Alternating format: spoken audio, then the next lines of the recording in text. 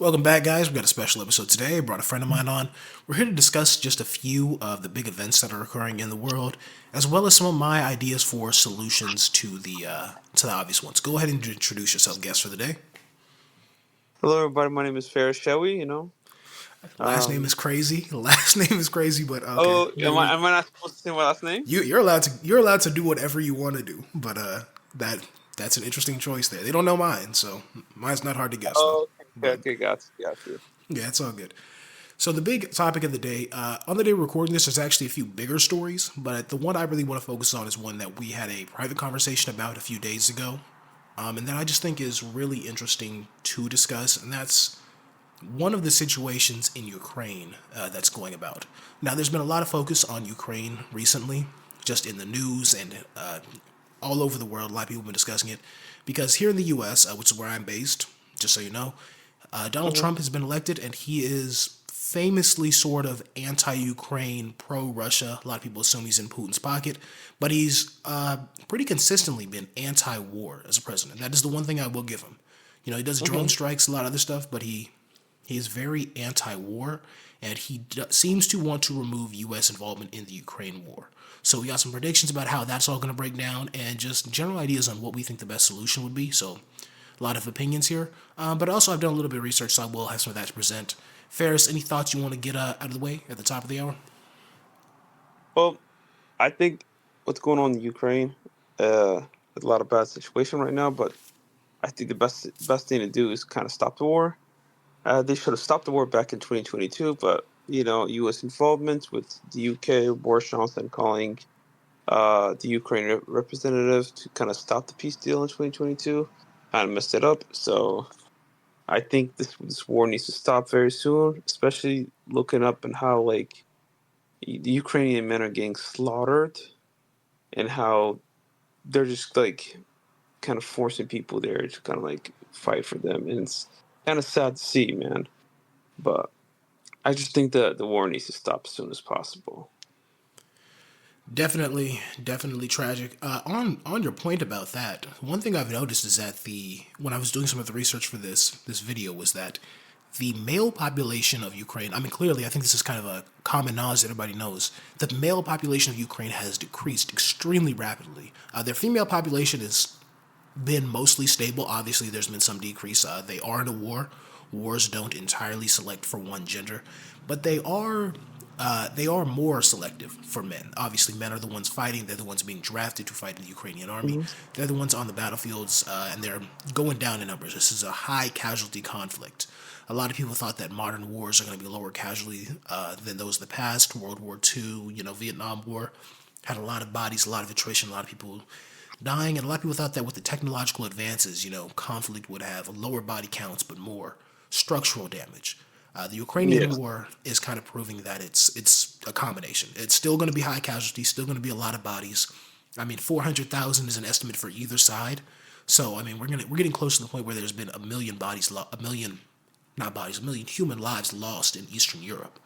So it's really interesting, and the vast majority of them have been men on both sides. Almost entirely men on the Russian side, a vast majority men on the Ukrainian side. And this is going to cause something very interesting because Eastern Europe already hit something of a population bottleneck in the late 90s. Their birth rates sharply collapsed. So communism in general in Eastern Europe and in China and in Vietnam, everywhere that communism has sort of become a de facto government, it has coincided with a rise in industrialization. And industrialization causes birth rates to drop immensely as people come in from the countryside where they had big families because they were on farms and had room and they needed the free labor provided by children, big families, hmm 7, 8 kids. As they move into cities and began working in factories, their families shrunk down to 4 or 5 at first, and then 2 to 3, and then now in some extremely industrial or post-industrial countries, namely Eastern Europe, Germany, Japan, South Korea. So East Europe and East Asia are sort of the foremost examples of this. Birth rates are collapsing immensely. South Korea is almost at zero point 0.5 children per woman, which means that half the women aren't having kids and the other half are only having one, is how it mathematically averages out. Wow, that's not a good situation with them right now. If they keep going with this, it's not gonna look good. I'll tell you that. The more children you get, the better the population grows. So if they get to a point where like they barely stop having children, it's that population is going to decrease at such a rapid pace. I'm curious. So would it only be industrial?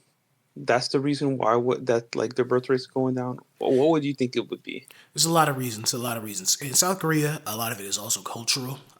There's been a real sharp divide politically between the men and women in South Korea. Men have become increasingly what's called rightward leaning. In general, though, the politics of South Korea don't exactly follow a traditional right-left split. They're their democracy, if that's what you want to call it. It's a flawed democracy. All democracies have flaws, but theirs is really interesting because there's a few giant corporations, Samsung, Hyundai, that basically run their country extremely powerfully.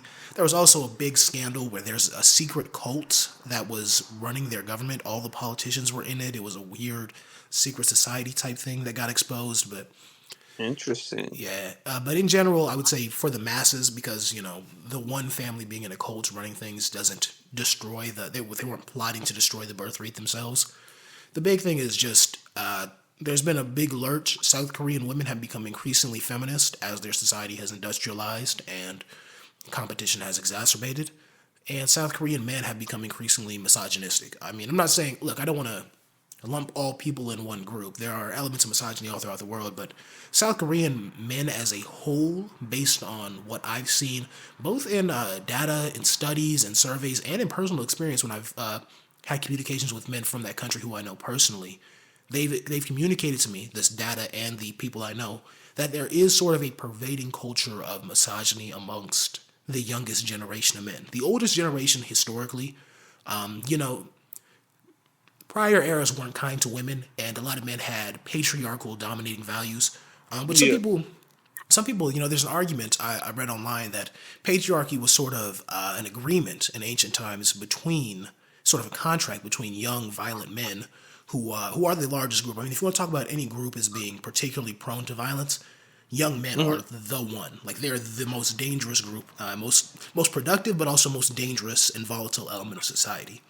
So Yeah. patriarchy was sort of a contract of sorts. This is like an anthropological thought process that patriarchy and the idea of a male dominated society, and really patriarchy, I mean, you got to break down to it. It's not anthroparchy. It's not anthriarchy. You know what I mean? It's not control by men, or, you know what I mean? Yeah. The idea of men control. It's the idea of fathers being in control of their family. Pater. The pater is the father. In Latin, it's the pater Pater familias. familia. Yeah, exactly. The pater Oh, familia. it's your bone.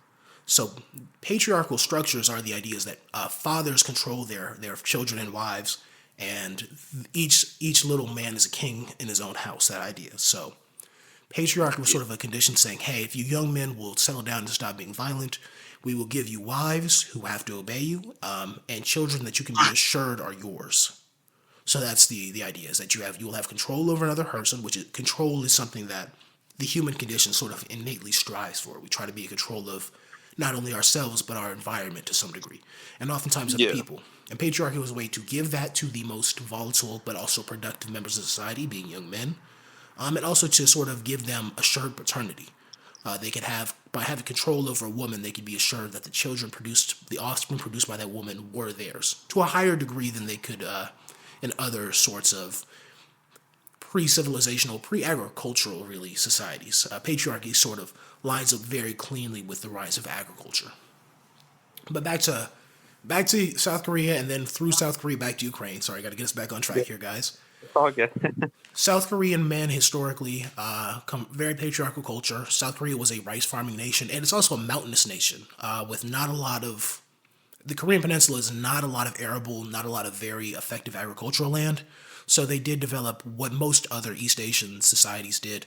They developed into a very tightly controlled unit where they had usually throughout history they had kings, emperors, they had very authoritarian governments with high levels of bureaucracy, a lot of social cohesion, a lot of everybody has a place and you need to know your place in it. It sort of ties back to a Confucian element. The idea of, if you're a study of Confucian philosophy, it's the idea that everybody has a duty to those below them. You have a duty that you have to protect them, care for them, provide for them, and you have a responsibility to follow the orders. It's also your duty to follow the orders of those above you in the hierarchy. So Younger brothers must listen to their older brothers. Older brothers must listen to their parents. The wife must listen to her husband, and that ties into patriarchy. And then the husband must listen to the leader of the tribe, or the leader of the clan, or the leader of the local government, the mayor, whoever it is. You have a responsibility as the head of your household to follow your local politicians, your local bureaucrats, and they have an obligation to follow the imperial court and everybody above them. Sort of militaristic almost, strict hierarchical structures. And that's a lot of East Asia is set up that way, or has been set up that way historically. And there's elements of that mentality and culture in the younger generation as well. But we gotta look at the modern Korean society and the wealth bifurcation, and it's a really interesting concept of how the inability to hold to those paterfamilial standards may have led to a new type of society where we're getting this extreme division in what the women believe the ideal family looks like and what the men believe an ideal family looks like and what they believe their role in society and in relationships are in general. So we're getting a lot of interesting stuff there, and it's cratering their birth rate. I mean, South Korea, as it currently exists, may not exist in 100 years. There may just not be enough Korean people to have it be a viable nation. Which is kind of like, honestly, if you think about it, pretty sad. Because I'm like, I know there's a lot. Okay, from what I've did the research and I saw Europe is also suffering with a similar issue of like population kind of, I guess, collapse. I would say it's decreasing heavily. Like, I'm possibly, but I think with Europe specifically, I think it's possibly like the fact that maybe life is getting a little bit too expensive, and they're feeling like they can't afford having more than one or two children. So I think that's why their population is going a little bit lower than what it used to be compared to their grandfathers, their fathers, their grandfathers, and great grandparents, where they had like 5, 6, 7, 8 kids. It's not becoming like that anymore. So I think the world is starting to trend like that. The only ones I can see that's it's not shifting as much like that is the Arab countries and North African countries, even South Asians. India, Pakistan, Yeah, Bangladesh, yep, yeah, high birth Pakistan, rates. Bangladesh, Indonesia, right? I'd say Yeah, Malaysia. some of the Southeast countries, the Philippines has a pretty stable birth rate, as well as several South American countries, even though theirs have declined as well. And Yeah, remarkably, U.S. population growth, but the U.S., Europe, a few of these other countries, one thing that is sort of a confounding factor in measuring how their populations are going to increase or decline is immigration. Immigration's been a huge factor in yeah, Europe, in North America, in parts of South America, and in parts of Asia. So immigration does sort of change these things because a lot of these immigrants are coming from countries with high TFR, total fertility yeah, rates, the amount of births per woman, and they're keeping it up. France, in particular, France has a large immigrant population. I believe yeah. France has both the highest. See, this is the thing. It's kind of hard to measure this, but France has both the highest total fertility rate as a whole society and the highest total fertility rate of its indigenous European population. It's white population for people who get confused by that term. But the native French Europeans, the Mhm. indigenous group there, they have the highest population of. The highest total fertility rate of most Europeans. This actually leads to another interesting. I promise we're going to get back to Ukraine, guys. But while we're on this tangent, it's interesting because there's recently been some studies in what types of societies, once they industrialize or once they get to a certain income level, are able to maintain a high fertility rate per woman. And it basically breaks down, sort of like you said, but it breaks down in one of two ways to move forward. So there's a lot of societies like Poland, a lot of these Eastern European countries, which are having declining birth rates, and Ukraine, which after this war, their birth rate's been shot by the war. Less people are having kids. I mean, obviously, kind of makes sense. But it's also the amount of men they're losing is probably gonna make it more difficult for them to rejuvenate unless they follow a Uruguayan model, which I'll bring that up again later. Remind me to get back to the Uruguayan model. Got you. Will do. But in terms of France and other European countries and other countries around the world, they get to a certain income level and don't want to see their entire fertility rate drop as severely. There seems to be two models to follow because the Eastern European countries and the Chinese, a lot of those countries, they try to keep North Korea. They tried to keep some semblance of their traditional culture, some semblance of the patriarchal culture that was popular in Korea, other East Asian countries, and also, some new progressive innovations. And that seemed to be the worst idea. South Korea is the most notable example. They went sort of half traditional, half modern, crashed their fertility rates. Nobody had kids once they kept that. The women went one way, the men went another. France, on the other hand, always been exceedingly liberal by European standards. It's always, historically, France has been kind Yeah. of the most liberal culture. A lot of philosophy was going on there. A lot of anarchist, communist, socialist communes being founded in Yeah. France. Sort of It just can date back to the French Revolution, dating where back they prior to the French freely. Revolution, either to the Enlightenment. Yeah. That's true. That's true. You're right. Yeah, but a lot of French sort of left wing, innovative, progressive thought. And it seems like they sort of may have found a solution. One, through high immigration. France is an extremely high immigration or remigration, or just a lot of people coming from, I don't want to call it the French Commonwealth, but the idea of the former French colonies. A lot of them Yeah. moving in, and they have high fertility rates, as well as they've created a societal shift where those other countries try to sort of keep marriage as and do two parent homes as sort of a stable feature of society. France has sort of created a system where their welfare state is so extensive and provides so much that it is not nearly as difficult to be a single mother in France as it is in many other countries. And they sort of created a almost a fertility, I don't know what the right word is here, but a fertility bubble, a sort of a fertility feeding mechanism that is their welfare state, making it easier for women who are single mothers to have multiple children.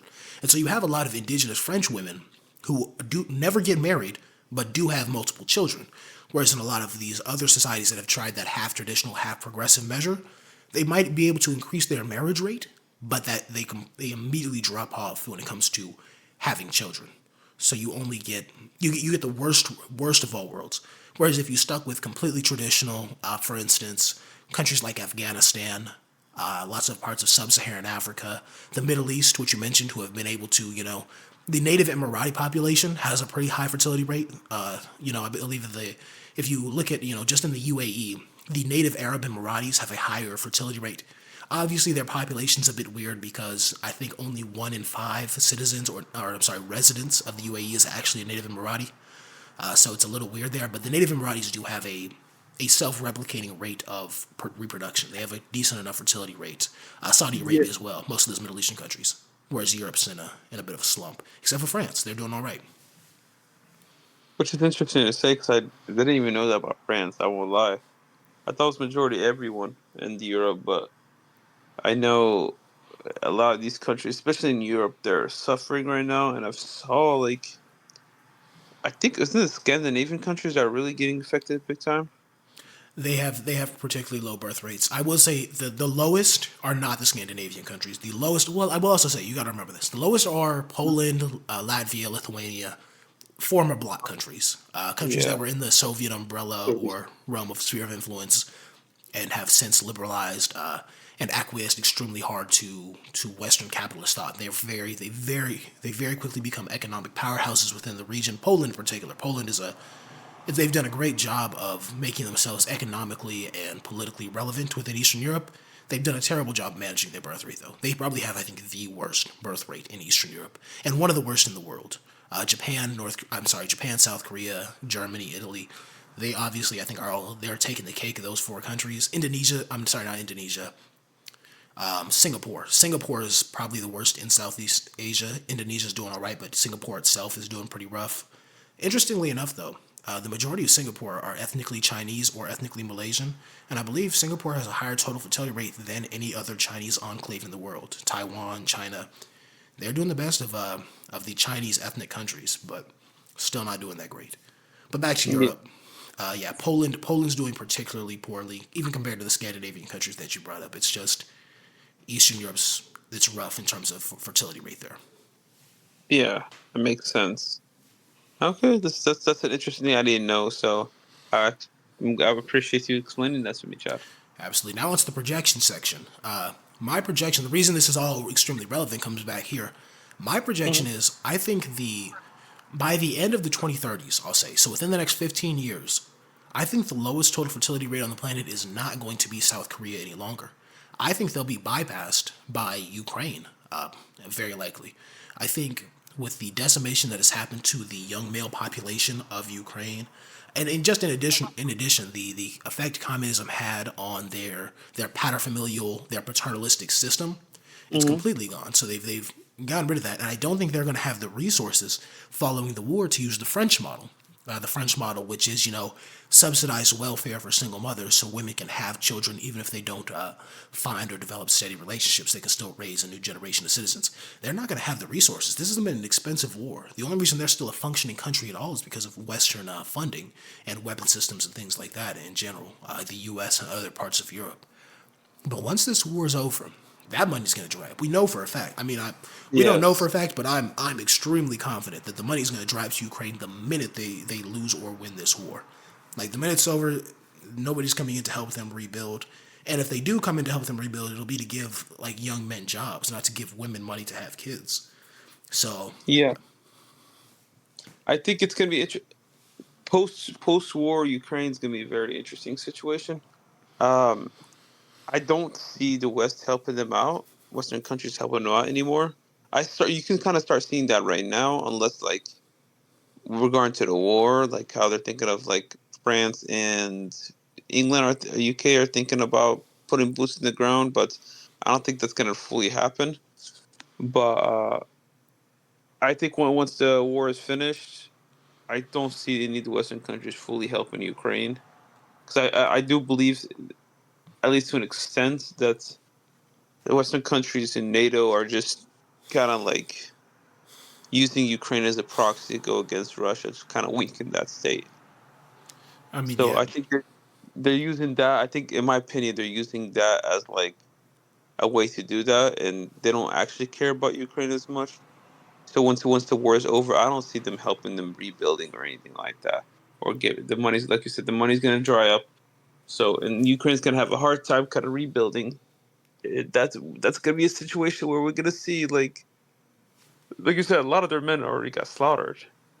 You know, so do I believe like they're going to be able to reproduce as fast? I think you're right. I think they're going to be the lowest in the world with the repopulation.